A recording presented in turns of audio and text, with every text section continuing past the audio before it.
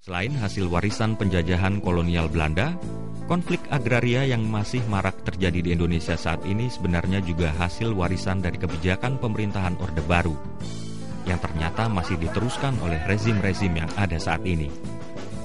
Sehingga konflik agraria ini menjadi semakin parah terjadi di negeri ini. Kita tidak bisa melepaskan bahwa yang eksisten hari ini konflik agraria itu berasal dari warisan kolonial. Karena diterapkannya berbagai macam kebijakan di masa kolonial, pada saat itu sebenarnya ketika kita habis merdeka, lalu menimbulkan reaksi itulah yang kemudian menjadi konflik. Jadi kita tahu pada masa kolonial itu ada satu undang-undang agraria yang disebut dengan Agraria Suet, yang wujudnya di Indonesia pada hari itu adalah maraknya perkebunan besar. Nah, perkebunan besar ini kan menjadi sumber ketimpangan dari orang kemudian tidak punya tanah, dan setelah kita merdeka ada banyak orang yang menuntut tanah, lalu terjadilah persengketaan. Ada banyak hal seperti itu yang sampai hari ini belum diselesaikan.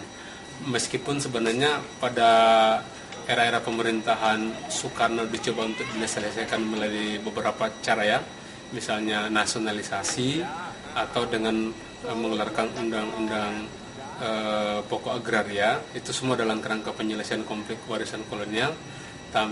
Tapi karena itu kemudian tidak berlanjut sampai dengan pergantian rezim, sehingga hari ini masih ada konflik seperti itu satu. Yang kedua, ada konflik agraria karena disebabkan oleh saya mau menyebutnya ya tadi itu penerapan kebijakan untuk kerangka proyek pembangunan di era pemerintahan Soeharto sampai sekarang. Nah, misalnya kita bisa lihat bahwa ketika pemerintahan Soeharto mengawali sistem pemerintahnya itu kemudian menggenjot urusan ekonominya itu melalui dengan eksploitasi sumber daya alam. Maka dibangunlah satu proyek yang begitu besar di semua sektor-sektor agraria, apakah itu di sektor perkebunan yang sudah dimulai sejak zaman kolonial, kemudian sektor kehutanan, pertambangan, dan proyek-proyek lain.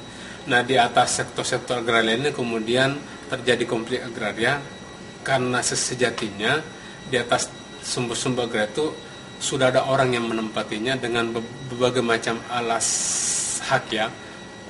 Umumnya sih memakai karena itu adalah tanah adat atau asal-muasal keturunannya udah digarap sejak zaman dahulu lalu diwariskan kepada keluarganya. Nah, tuburukan ini yang disebut dengan konflik agraria.